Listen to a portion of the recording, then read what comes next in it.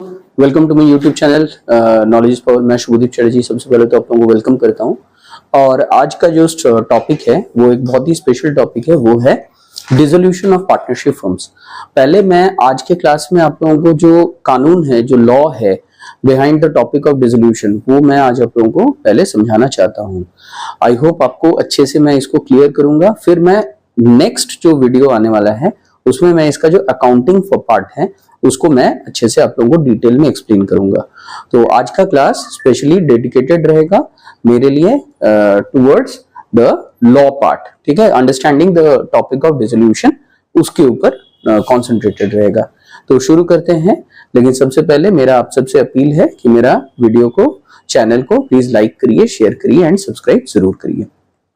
शुरू करते हैं। तो देखिए, टॉपिक है डिसोल्यूशन ऑफ फर्म। तो सबसे पहले तो आपको ये बात समझना पड़ेगा कि dissolution of firm is completely dissolution of partnership. Dissolution of partnership और डिसोल्यूशन ऑफ फर्म, ये दोनों टॉपिक्स को हम लोग भले ही इंटरचेंजेबली यूज जरूर करते हैं, पर दोनों सेम नहीं है। डिसोल्यूशन ऑफ पार्टनरशिप का मतलब कुछ और होता है। डिसोल्यूशन ऑफ पार्टनरशिप होता है whenever there is any change in the existing partnership deed. जब भी पार्टनरशिप डीड में किसी भी तरह का कोई भी बदलाव आता है तो उसको हम लोग डिसोल्यूशन ऑफ पार्टनरशिप बोलते हैं।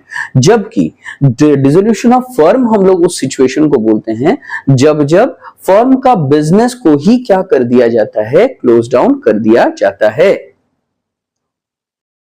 तो दोस्तों, इसीलिए हम लोग को सबसे पहले तो डिसोल्यूशन ऑफ फर्म को समझना बहुत ही ज्यादा इंपॉर्टेंट है। तो लेट्स स्टार्ट। तो dissolution of firm is different from that of dissolution of partnership. Dissolution of firm और डिसोल्यूशन ऑफ पार्टनरशिप दोनों अलग अलग कंसेप्ट्स हैं, ये बात आप समझ लीजिए। Second, dissolution of firm means closing down the business of the firm. Dissolution of firm का मतलब होता है कि बिजनेस ऑफ द फर्म को ही आप क्या कर रहे हो, आप क्लोज डाउन कर रहे हो, आप बिजनेस को ही, धंधे को ही समाप्त कर रहे हो, तो उसको हम लोग बोलते हैं डिसोल्यूशन ऑफ फर्म। जबकि डिसोल्यूशन ऑफ पार्टनरशिप कुछ और होता है।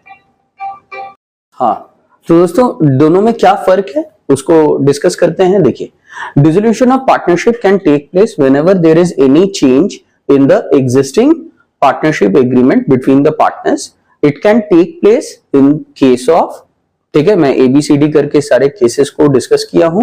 एडमिशन ऑफ न्यू पार्टनर, जब कोई न्यू पार्टनर का एडमिशन होगा, पुराना पार्टनरशिप डीड चेंज होगा, पुराना पार्टनरशिप डीड चेंज होकर के नया पार्टनरशिप डीड बनेगा, तो ऑटोमेटिकली आपका जो पुराना पार्टनरशिप एग्रीमेंट है वो समाप्त हो जाएगा। तो ऑटोमेटिकली आपका जो डिसोल्यूशन ऑफ पार्टनरशिप है वो सिचुएशन हैपन हो जाएगा, ठीक है। तो डिसोल्यूशन ऑफ पार्टनरशिप का ये एक सिचुएशन है। डिसोल्यूशन ऑफ पार्टनरशिप तब भी होगा जब कोई पुराना पार्टनर का रिटायरमेंट होगा, जब कोई पुराना पार्टनर छोड़ के जाएगा। जब कोई नया पार्टनर आएगा तब भी डिसोल्यूशन ऑफ पार्टनरशिप होगा।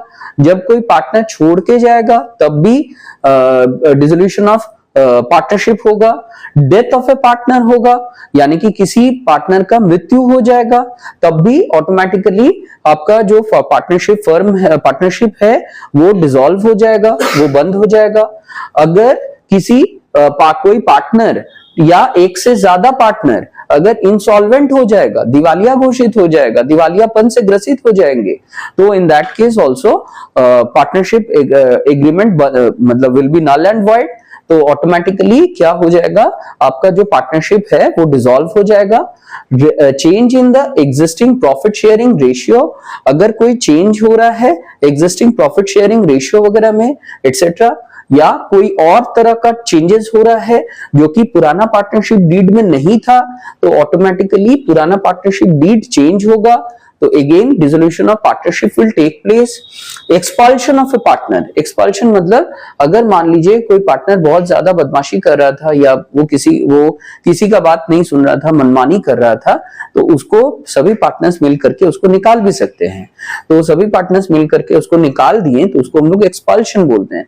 तो एक्सपल्शन के केस में भी ऑटोमेटिकली क्या होगा, आपका जो पार्टनरशिप जो है वो खत्म हो जाएगा, वो डिसॉल्व हो जाएगा। लेकिन इन सभी केसेस में कोई जरूरी नहीं है कि फर्म भी डिसॉल्व हो जाए। क्योंकि dissolution of firm is different from that of dissolution of partnership.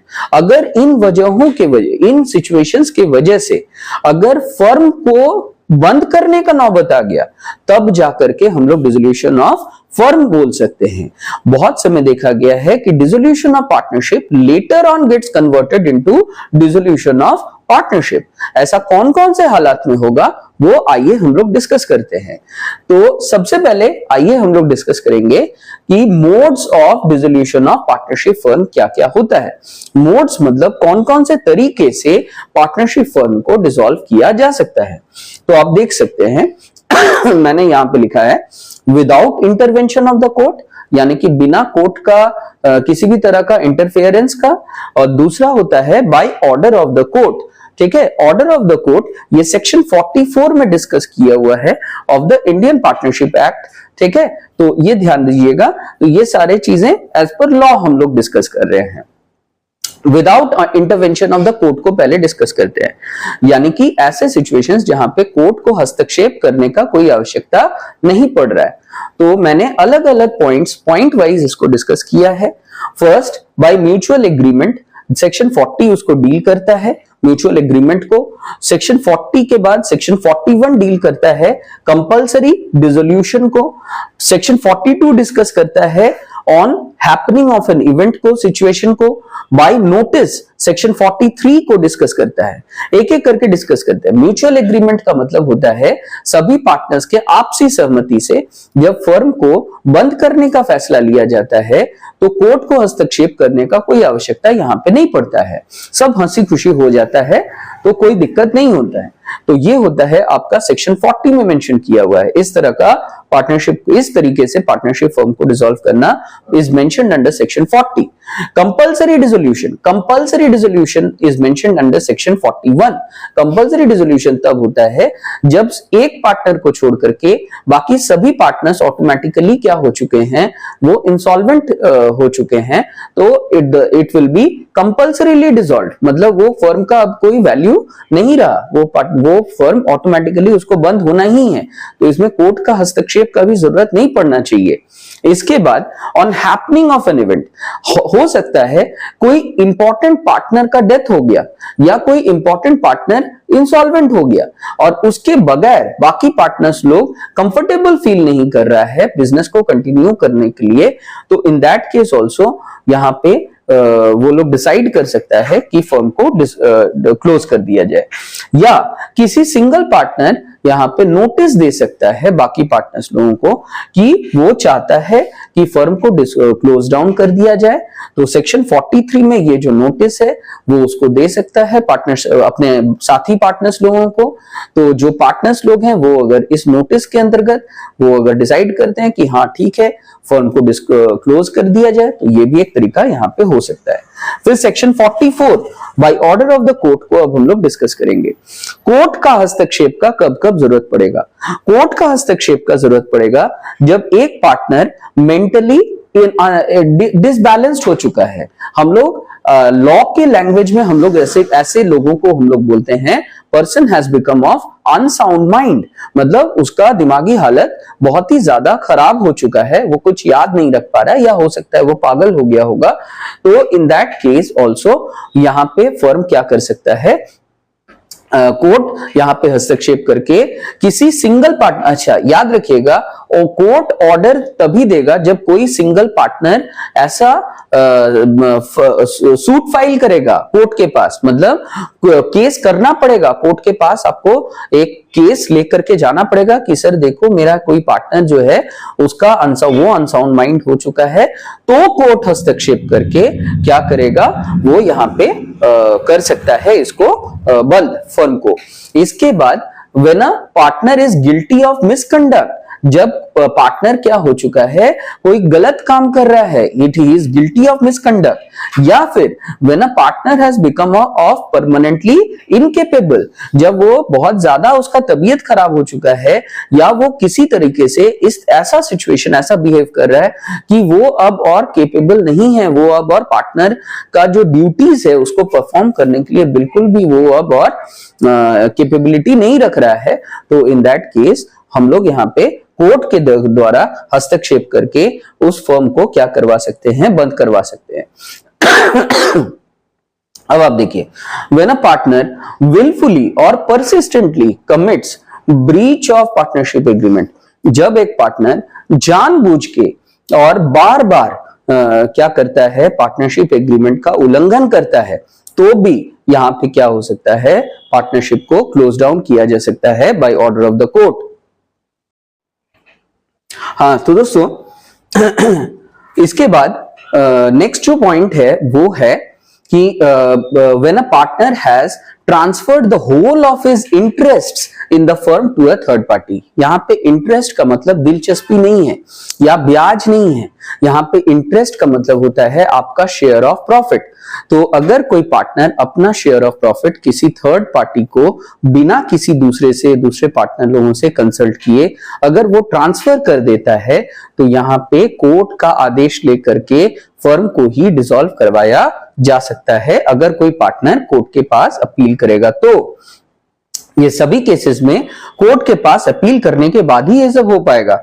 इसके बाद देखिए नेक्स्ट पॉइंट बोल रहा है, when the court is satisfied that the firm can not be carried on accept at a loss, यानी कि कोर्ट जब इस बात को लेकर के पूरी तरीके से सेटिस्फाई हो गया, पूरी तरीके से तसल्ली कर लिया कि फर्म अब लॉस में ही खाली बिजनेस करेगा, उसको कभी भी अब और प्रॉफिट हो नहीं सकता है, तो बेटर है कि फर्म को क्या कर दिया जाए, बंद करवा दिया जाए।